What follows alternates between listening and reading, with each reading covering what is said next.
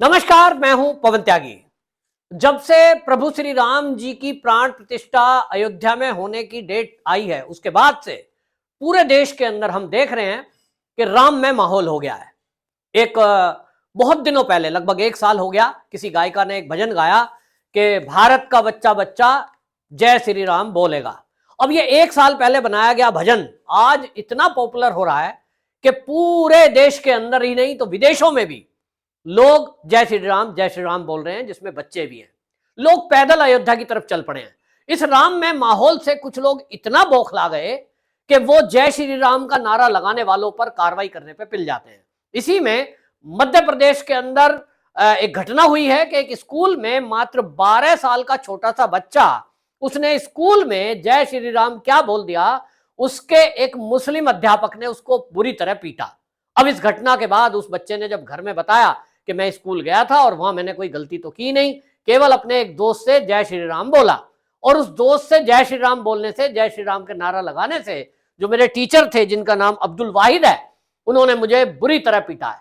अब इसमें आपको बताएं कि जब गार्जियन जो है वो कंप्लेंट करने के लिए स्कूल में गए, तो ये जो वाहिद अली है, ये मामला है मध्य प्रदेश के शहडोल जिले का बुढ़ार थाना क्षेत्र के अंदर ग्रीन बेल्ट स्कूल है, वहां का मामला है। उसके माता पिता इस बात को लेकर के गए कि देखिए, आपने बच्चे को पीटा, अगर कोई पढ़ाई में दिक्कत की होती, कोई अनुशासनहीनता की होती, कोई शैतानी करी होती तो समझ में आता है, लेकिन आप जय श्री राम के नारे पर किसी बच्चे को, वो भी छोटा सा बच्चा 12 साल का, सोचिए, अब उसकी आप पिटाई कर रहे हैं, तो ये तो गलत है। और जब गार्जियन जो है स्कूल के संचालक से इसकी कंप्लेंट करने पहुंचे, तो संचालक ने भी इस मामले में कह दिया कि मैं टीचर के खिलाफ कोई कार्रवाई नहीं करूंगा और ये बच्चे की गलती है कि उसने क्लास में आकर के जय श्री राम क्यों बोला, हमारे यहां तो हर धर्म के बच्चे पढ़ते हैं। अब इस मामले में स्कूल जो संचालक है, उसका नाम है समीर नियाजी, ये अपनी एक एनजीओ चलाता है। अब समीर नियाजी नाम से आप समझ रहे होंगे कि ये अब्दुल वाहिद के ऊपर किस लिए कार्रवाई नहीं कर रहा है, और इसीलिए इस मामले में जब मामला ये दिखाई दिया तो उन्होंने कहा भाई हमारा बच्चा कल को फिर से जय श्री राम बोल सकता है, हम तिलक लगाकर भेजें। और ये घटनाएं अगर होती हैं तो भारत में इस तरह की घटना तो दुर्भाग्यपूर्ण है।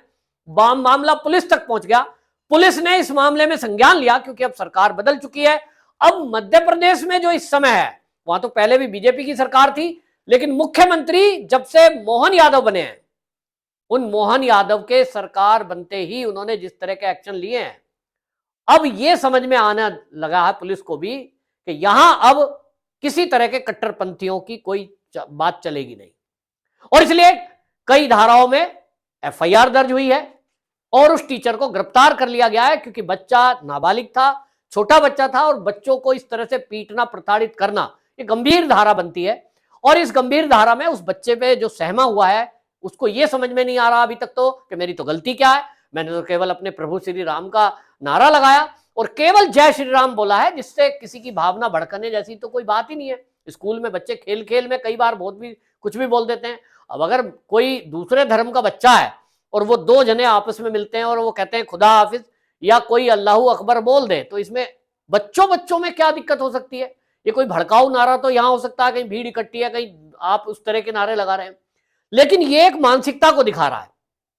मैं एक न्यूज चैनल देख रहा था, उस न्यूज चैनल में फैजाबाद के अंदर कुछ पत्रकार वहां वार्ता कर रहे थे। अब तो फैजाबाद का नाम अयोध्या हो गया है। तो वहां बात कर रहे थे एक टेलर की दुकान पे, और वो पत्रकार पूछ रहा है कि जो अयोध्या में इस समय माहौल बदला है, आज जो चौड़ी चौड़ी सड़कें हो गई हैं, इंटरनेशनल एयरपोर्ट बन गया है, रेलवे स्टेशन ऐतिहासिक बन गया है, इस पर आप क्या कहेंगे कि अयोध्या में विकास हो रहा है? तो वो टेलर क्या कह रहा था?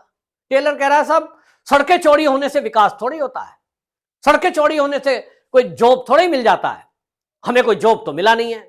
अब इनसे पूछे कि आप टेलर की दुकान चला रहे हैं, तो भाई टेलर की दुकान मुझे दिख रही थी, कम से कम वीडियो में साफ दिखाई दे रहा था कि वहां 20-25 कोट टंगे हुए हैं।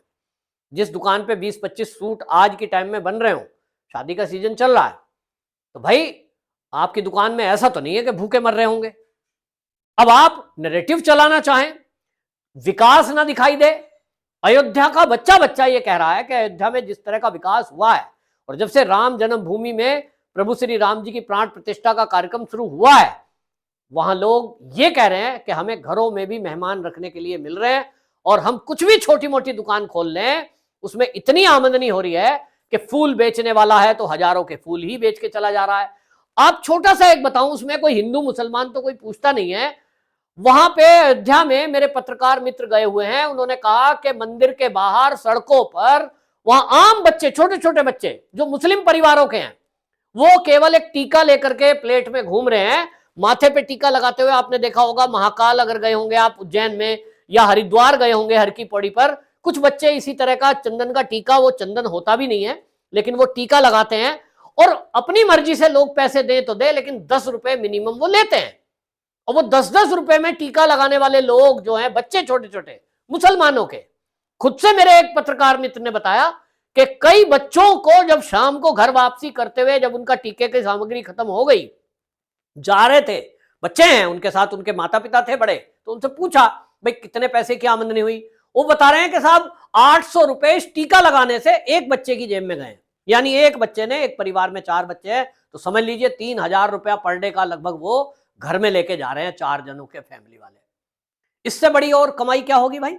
3000 रुपए पर डे को अगर 30 से गुना कर दो, क्योंकि ये अभियान अभी कोई खत्म तो होना नहीं है।